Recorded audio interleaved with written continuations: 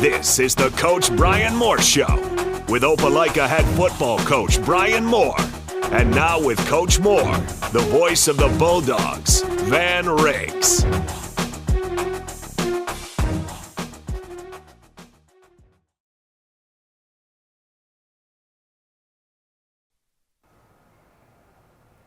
Welcome into the Bryan Moore Show. Van Riggs with you as we get ready for the Week 2 matchup against Callaway. Thursday night football coming up in LaGrange, and it should be an exciting one after a big finish on Friday night to start off Week 1 against the Benjamin Russell Wildcats.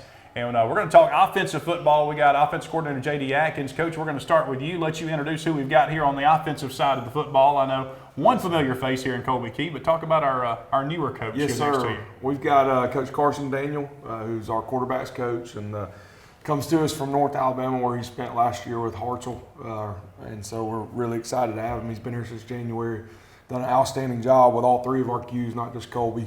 And then, of course, we've got the face everyone knows, which is Colby Key, number 5, QB1. Coach Daniel, talk about coming into Opelika and working with our quarterbacks. Yeah, I got here in January, left Hartselle in December. Didn't really know I was going to do it first, then they let me know I would be helping with quarterbacks. And since January, we made such strides mentally and physically with all three of them. Like, it showed up Friday night, especially with Colby mentally, that he took a huge step forward that showed on Friday night, and that's just what we've been working on since January. I know there's a lot going on into a Friday night game plan going into the game. Sometimes you have to change things up on the fly because you never know what the defense is going to do on the other side. And that was a game that, a lot of challenges throughout that game. Yeah, it was. They came out, and we were expecting a different version of cover 3 than they gave us, and then a little more Tampa and 3rd and long. And they didn't do that quite as much, and they didn't drive certain things we thought they would. But we adjusted, and Colby was right there on the sideline taking it in, and didn't skip a beat. And we went and he did everything we asked him to do outside of one mistake, and it was a really good night for him. Colby, talk about, as a sophomore quarterback, there's not many sophomore quarterbacks that start in 7A football. How much you learned last year coming into this season? I feel a whole lot more comfortable than I do from last year. I learned, I had a bunch of seniors in front of me. Didn't really get a bunch of opportunities to show what I can do, but I just learned from that year. And then coming into this year, I know my role was bigger in this team, and I just feel a whole lot more comfortable than I was last year. Yeah, and last year, of course, going into the playoffs, that playoff game on the road at Hoover, I know it stuck out coming into this offseason and was a lot of momentum, coming into this season. Yes, sir. The challenges of that game, what did you take away from that game, going back and watching film? Just didn't like to lose. I don't really learn anything. I just hate losing. But that's it. Throughout the game on Friday night, I know there were some ups and there were some downs. Take us through, what you were talking about on the sidelines and just ways you were improving. Like he said, they showed us something completely different than what we were expecting them to play. So we just readjusted and just to do what we could do. And you've got a new weapon we saw Friday night in Audrey Van, a new wide receiver. Yeah. Of course, we talked about Jalen coming into this season, but take us through some big plays you hit with Audrey Van. I know I hit him on that touchdown, and then I hit him on that big crossing route to finish the game. And we punched it in and scored. But he's an electric player. I like playing with him. And Bennett Young, a guy that was banged up a lot last year, Yeah. I know he was excited when he caught that touchdown. Yeah, he was. He didn't get much last year, or he was hurt the whole last year. So I know he was excited after that one. Sometimes the open throws can be the hardest throws, and he was wide open, and I think everybody, as soon as you let the ball go, they expected that pass to be caught and thrown on the money. Can that be a challenge to throw it when they're so open? It can be, because as soon as you see him that open, you start thinking, do I need to throw it, drop a bucket, or do I just need to give him a chance? And it's just a mental thing. So. And I know as you as a quarterback, the way this offense is, it can kind of lull you to sleep a little bit. You run, and then that big moment comes. You can't be too excited when you go and know it's going to be a play action, hoping it's going to be wide open, right? Yes, sir. Yeah. But you still look for that moment, right? Yeah, I do.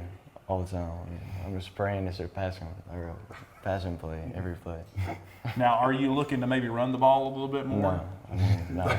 Those are some big guys over there on the other side, some big guys. I'll run, but I'm getting down. I'm not taking any hits. Yeah. Coach Atkins, I know that can be, sometimes the quarterback, you look downfield and there's that open 15 yards in front of you, and sometimes you got to get that green grass, right? Yeah, I'll tell you this, and you'll probably remember this guy. Colby reminds me a lot of Kyle Caldwell and how he played. a really good runner, really athletic, shifty, but didn't take a lot of hits. Like, would get out of bounds, smart with his feet, smart with making decisions, and would rather dish the ball than do it himself. And that's why I love Colby Key. Yeah, Coach Daniel, talk about what you're continuing to work with Colby and what he can continue to improve on this season. Still mental. Like, he's got the physical attributes there. Mentally, not letting one mistake lead to another. And I thought, like I said, last Friday we took a step there. Still got a long way to go. Like, we missed a couple posts the other night that could have put the game out of reach. And not all that's on him. Right. But if we hit those, we're up big time going into the fourth or even halfway through the fourth, and it's game over right there, and we don't have to worry about our defense getting a stop at the end. And so it's really just cleaning up the little things. Like, he's got everything we want. It's just clean up little things and be more consistent on a daily basis.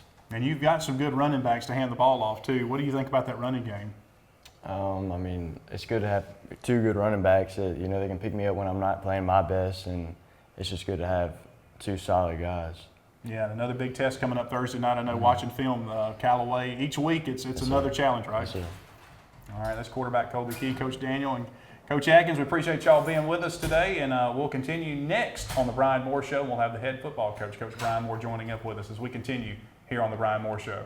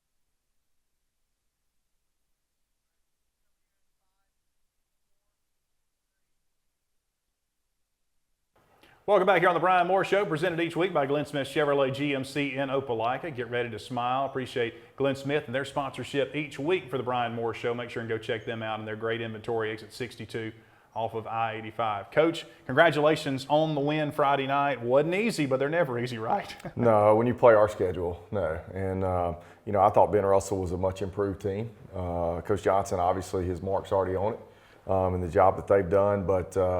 But I was glad to get a win. I mean, we had a lot of new faces out there. And, you know, those kids early in the game, we, you know, talked a lot over the last, you know, couple of days about the speed of the game and then the receivers and the plays that those guys made. But those are elite skill players. And the Q's an elite player. I mean, obviously, he's a top 100 player, top 20 player in his class. He's going to be really special. So, you know, for us to play that level of competition early, you know, is huge for us to come out with a win, and then the resilience to come back in the game. You know, we had an opportunity to kind of tuck our tail a little bit. You know, 2019, we hadn't played very good, and we're frustrated, and we've been behind the chains with tons of penalties and putting the ball on the ground and all those little things. But for us to bounce back and for Colby to lead us down the field, and then other guys make plays too, and you know, was special. And then our defense to get a stop at the end. You know, they had the ball in plus territory, had moved it on us. But for us to rally and get a huge sack at the end, you know, Tremaine Thomas coming through on that, I thought that was huge. So again, not perfect, but an incredible way to stay connected and have to use all aspects, all phases to find a way to win that game. Yeah, a couple of big plays that I remember that kind of jumped out was CJ, the screen pass to him where he picks up the first down. Huge. Then you turn around on that last drive of the game and you've got a pass that may be a little underthrown, but Blake Johnson comes back for it, makes the grab, and that could have saved the drive. No doubt. You know, we were really good on conversion opportunities. We were 4 for 4 on fourth down. We were like 60-something% on conversion total, third and fourth combined. So like when we had to make plays, we made them. You're right. Big early throw to Jay Wash on 3rd and 8. We were really good on 3rd down, and that's got to continue. We're really good in the red zone. We were 3 of 3 in the red zone. Did not have to settle for a field goal, which was a massive part of that game. But again, just getting that one behind us. There were so many question marks, I think, about our team and, about losing an incredible senior class the year before. How would we respond? And I thought, and actually credit to Jamie Cooper on this, but he called it a program win. And he's right about that. Like it wasn't clean, it wasn't pretty, but it's an expectation to win. And when you win in your JV and you win in freshman ball, and then obviously last year's varsity team, you just expect to win. And so like when those moments come up and you're down by a point in a game you're not playing very well, you find a way.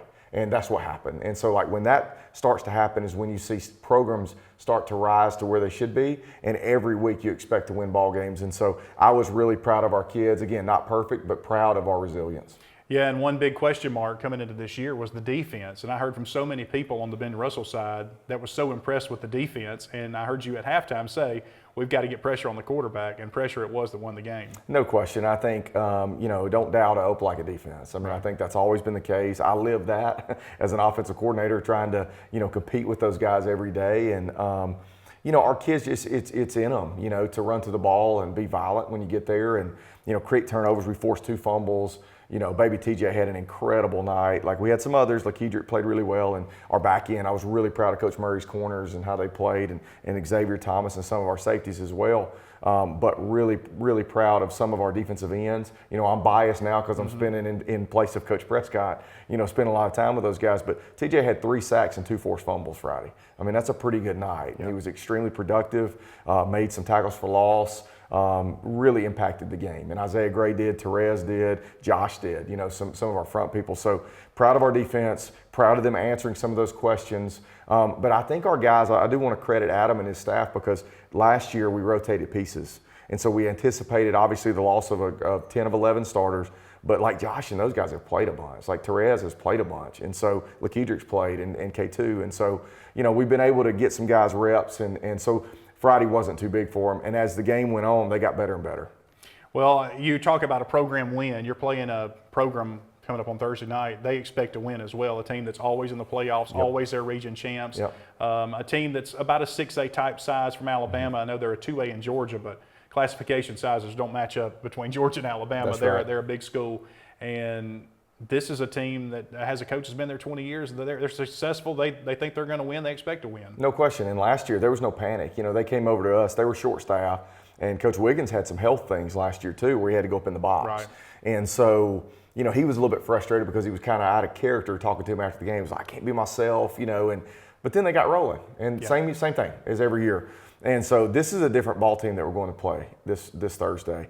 This is a fully staffed, strong team that will get after your tail. They're physical. They want to run the football. They're like us. They want to get in 2 tight ends or a tight end wing, and they want to pound you, and they want to run gap runs. And so we're going to have to take our lunch pail type deal, and be ready for a fist fight for 4 quarters. And but again, I think our kids are ready for that. We're a little banged up after Friday. It was really, really physical. But ultimately we have depth, hopefully, to fill those roles. But we're excited about the opportunity. It's a different deal because we're playing at 6, Central Time, and we're on Georgia Public Television, so that'll be fun. It'll be a great opportunity for us to play kind of in the eyes of statewide there in Georgia. And so we're excited about another great team to play and obviously a really well-coached team. Yeah, and when I go through, I look at kind of last year's notes that I had and key players, and I save those and bring them back up, and we're playing them again. And I think there's one guy that's not on that offensive side. Most everybody's back. And defense is about the same story. Including the quarterback, who's a really tough kid and a good player, man, makes them go. He's the engine of the whole thing. And, they'll bring some kids both, over to both sides. And like the Mike linebacker, number 10, will play fullback. They'll spell him some, so that he doesn't play 120 snaps. But those kids are born that way. I mean, they're just used to playing that brand of football. And, you keep your best 11 on the field. And, again, you see a tradition-rich program that's going to fight you, for 4 quarters. So, again, excited about that. I love the fact that it's so close, that our fans can travel, and it's a great stadium there in LaGrange. And so, we're excited about the opportunity. The weather looks unbelievable Thursday. And so, we're ready to play again. But, again, short week. and we've got to grow from week 1 to 2. I know that's cliche, but everybody says it, and it's true. We got to get better. We can't put the ball on the ground. We can't miss point afters. We can't bust coverages where we, have the best player running down our sideline untouched. Like, that can't happen because they've got a 6'5", Georgia kid over there playing receiver too. So every week it's going to be that type of deal. So, but we're excited about the opportunity. Coach Pete Wiggins enters his 21st season as head coach at Callaway, and I think he's one of the only coaches I remember now that goes around on the sidelines with no headsets on. So that's trust in your staff, right, No Coach? doubt. Yeah, absolutely. Yeah, he's done it at a high level for a long time. That area in Georgia just produces great football players. I mean, between LaGrange and Troop and all them, they have players everywhere over there, and so they're going to look a lot like us physically, and so they'll have some guys, and again, it'll be a lot of fun Thursday. Don't forget, this week the Bulldog Luncheon will be on Wednesday, of course, with the game on Thursday at noon at First Baptist Church, Opelika. Go ahead and get your reservations for those and RSVP. No reservations required, but your RSVP. Let everybody know you're coming so the head count can certainly help plan the lunch accordingly. And that'll be at noon at First Baptist Church, Opelika, in the 316 Center there at First Baptist Church in Opelika. And then, of course, Thursday, everything moved up an hour. Remember, 6 o'clock Central Time, the kick, as Opelika travels over to LaGrange to take on Callaway, and that's at Callaway Stadium there in LaGrange. A lot of times, I know the middle school has played over there several times, so they should be pretty familiar with that one. Pretty easy trip to get over there. No doubt, 40 minutes-ish. Yep. I mean, and again, we're expecting like 87 degrees, and for us, that sounds like a dream at this point, and very low rain chances. So we're excited about that and another opportunity to get better. All right, and there'll be another Thursday game after this Thursday game, a little game against Auburn coming up the next week, the 100th meeting. But we'll talk about that next week right back here on the Bryan Moore Show.